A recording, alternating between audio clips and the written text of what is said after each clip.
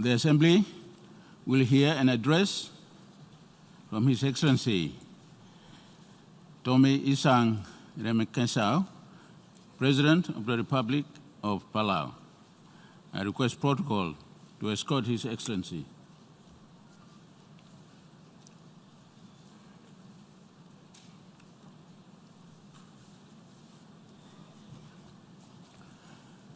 On behalf of the General Assembly, I have the honor to welcome to the United Nations His Excellency Tommy Esang Remengesau, President of the Republic of Palau, and invite him to address the Assembly.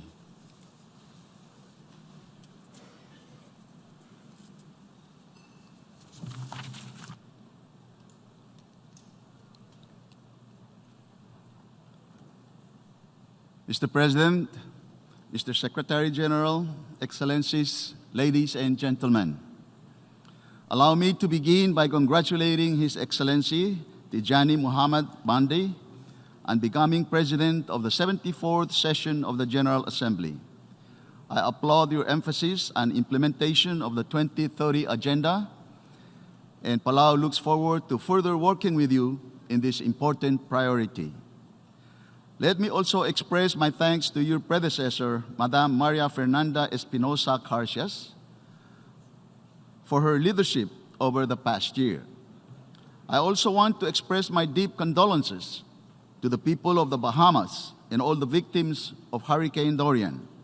Please know that as fellow islanders, the people of Palau stand in solidarity with you. Mr. President, I would like to recall the words of my predecessor in his first address to the United Nations General Assembly 25 years ago, after Palau was formally admitted as the 185th member of the United Nations. He said, and I quote, "My country, with approximately 20,000 citizens, will be one of the smallest members of this organization. But we are large in the things that count: a strong cultural heritage, a commitment to human rights, and a democratic government. Resources, both human and marine, which we are particularly proud of, and most of all, the support and friendship of our brothers and sisters in the international family of nations." End of quote. On the eve of our 25th anniversary of independence, these words still ring true. To my predecessor's list, I would only add that large is Palau's sense of responsibility for protecting the marine environment and the climate system. As a large ocean state, we strongly believe that our small island nation has a lot to contribute to these global efforts. And this important work must begin at home. In this regard, my government had the pleasure to present its first voluntary national review to the high-level political forum at ECOSOC. The VNR recognized our important achievements, such as universal education, ending hunger, and establishing our protected area network. Palau has proclaimed 2019 as the year of innovative learning and excellence, in recognition that our people are our greatest resource. Improving education and developing our human capital is necessary to thrive in a globalized world. Palau's progress to achieving near universal health coverage is another recent achievement.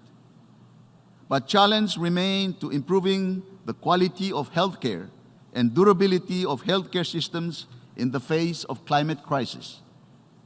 However, our VNR also identified areas requiring greater attention, which includes improving nutrition, transitioning to a low-carbon energy system, and building the resilience of our public infrastructures and essential public services. In my address last year, I highlighted the prevalence of non-communicable diseases in Palau, which has one of the highest rates of obesity in the world. One step since then has been a directive that I signed for all government food service systems to serve pelagic fish as a way of encouraging traditional, healthier diets. However, this issue deserves much greater attention at the United Nations. Mr. President, sustainable marine protection has been a tradition in Palau that extends back thousands of years. For most of our history, the greatest threat came from overfishing. When fisheries started to decline, the elders would call for a bull prohibition, and all fishing in an area would cease. Knowing when to exercise restraint has been key to the sustainable management of our marine environment. Today, Palau has some of the most well-preserved coral reef ecosystems in the world. However, we now face many challenges brought on by a globalized world. Today, local fishermen are not the only ones trolling our waters, and climate crisis threatens to render island lives and livelihoods untenable. And so, like our ancestors before, Palau has once again called a bull prohibition, but this time at a scale the world has rarely seen. In just a few months from now, on the 1st of January 2020, the Palau National Marine Sanctuary will enter its implementation phase. 80% of our exclusive economic zone, some 500,000 square kilometers of ocean, will be protected as a no-take area. The remaining 25% will be open to artisanal fishing, where we also intend to develop our domestic fishing industry. Our ocean is a precious resource, and we need to safeguard its health so that future generations can continue to benefit from its abundance. We also look forward to hosting the 7th Our Ocean Conference next August. We aim to galvanize further momentum on ocean actions, as well as to take stock of what we have achieved so far and what remains to be done for the protection of our oceans. As co-chair of the high-level panel for a sustainable ocean economy, I am working with 13 other serving heads of state to rebalance humanity's contract with the ocean. As the panel continues to develop its recommendations for achieving a sustainable ocean economy ahead of next year's second UN Ocean Conference in Lisbon, we reiterate our invitation to industry and the private sector to join us in this effort. We also look forward to the successful conclusion of negotiations and adoption of a new treaty on high seas biodiversity that will set the multilateral framework for us to effectively protect the high seas and complement our national efforts. Mr. President, today, the Intergovernmental Panel on Climate Change completed its special report on the ocean and cryosphere in a changing climate. Its warnings about the impacts of climate crisis on the ocean paint a picture of ocean neglect, of warming and acidifying seas, which threatens fish life cycles and coral reefs. For a country like Palau, whose economy, culture, and way of life are dependent on the ocean, this is of existential concern. But the IPCC's report also tells us that the health of the ocean should concern all countries. If we are going to slow and stop the worst effects of climate crisis, we cannot do so without turning to the ocean.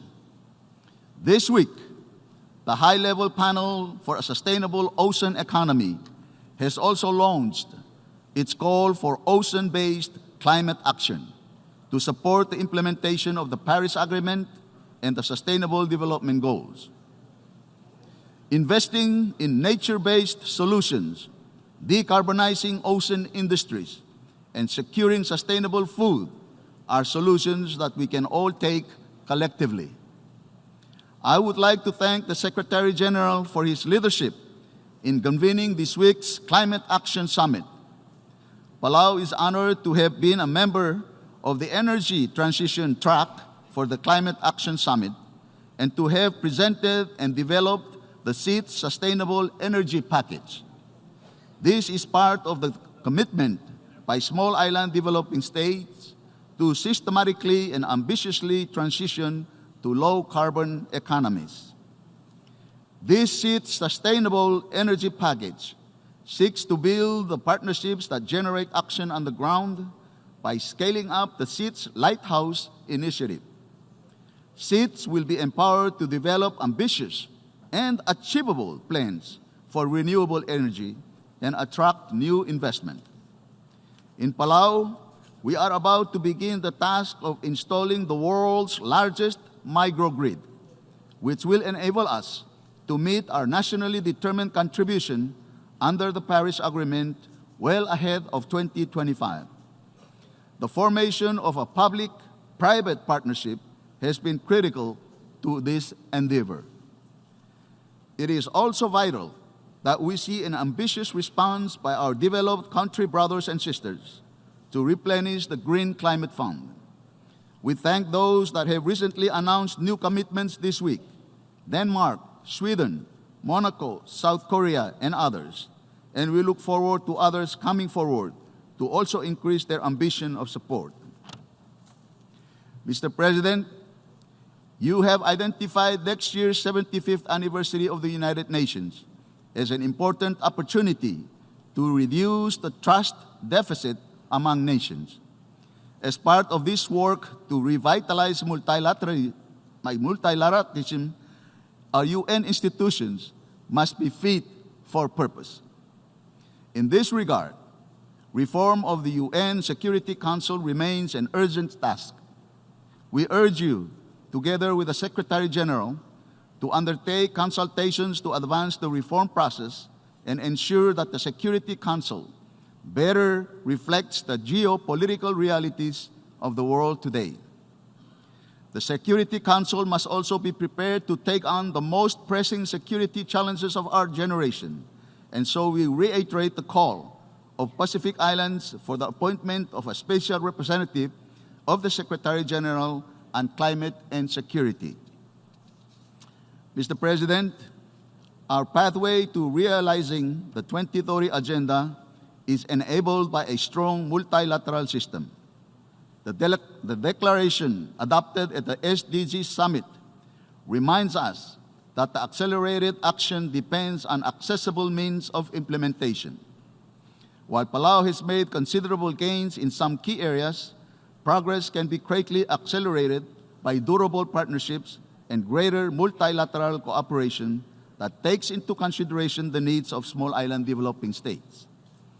The midterm review of the Samoa pathway also reiterates the special needs and circumstances of SEEDs and emphasizes the importance of scaling up modalities of financing. In particular, we welcome its recognition of the limitations of an income-only measure of development and its call to deepen and enhance partnerships with SEEDs. As was made tragically clear in the Bahamas, our vulnerabilities as SEEDs to disasters and climate impacts are unique and threaten to undermine all our sustainable development efforts. Implementing the Secretary General's recommendations for reform of the UN development system also remains an essential objective, so that no country is left behind. Therefore, I look forward to the establishment of a UN multi-country office in the North Pacific. As affirmed by the Micronesian President Summit earlier this year, basing the MCO in one of the North Pacific countries will bring greater coherence to development support in the region and enhance the efforts of Micronesian SEEDs to achieve the Sustainable Development Goals. Our collective commitment to leave no country behind also demands that we end our exclusion of Taiwan and its 23 million people. This should apply here in the General Assembly as well as in the range of international bodies that are so essential to establishing effective multilateralism, such as the World Health Assembly, International Civil Aviation Organization, and UN Framework Convention on Climate Change. We know from our partnership with Taiwan about the strength of its commitment to the Sustainable Development Goals and its equal and dignified participation in the 2030 Agenda processes will only strengthen our global effort to realize this agenda. The United States has been our longest friend, with our histories deeply intertwined. We share its commitment to a free and open Indo-Pacific. We are proud of our close relationship through our Compact of Free Association and look forward to beginning discussions on its renewal. One early step in our national journey was the development of our maritime capabilities to secure our large EEZ. Australia stepped forward to support this through the donation of a patrol boat in 1996. We are delighted that Australia has extended its commitment to the Pacific Patrol Boat Program and will be replacing the PSS Remengesau with the delivery of new patrol boat in 2020. In particular, Australia's long record of support for capacity building for marine law enforcement has been especially important in preparations for the implementation of the Palau National Marine Sanctuary. The government of India has been a growing partner in the fields of health through support for our healthcare systems and diffusing small-scale solar technology through Palauans who have now been trained as solar mamas. We view with concern North Korea's recent ballistic missile launches that violate UN Security Council resolutions, which threatens peace and stability in our region and around the world. Weapons of mass destruction and ballistic missiles of all ranges must be dismantled, and the cooperation of all states is essential to fully implement relevant Security Council resolutions. Mr. President, it seems like the last 25 years have passed in the blink of an eye.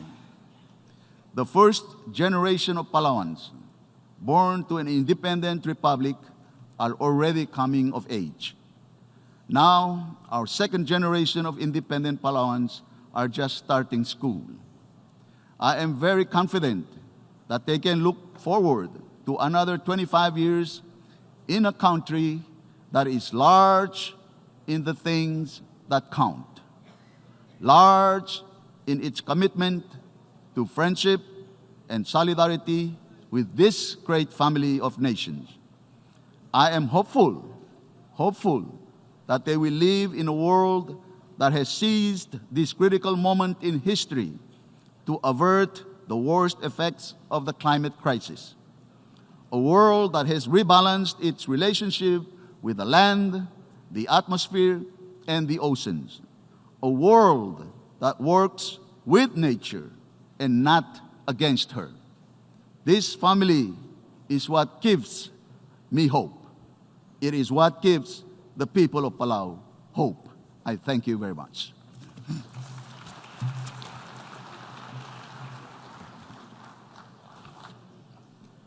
On behalf of the General Assembly, I wish to thank the President of Palau for the statement just made.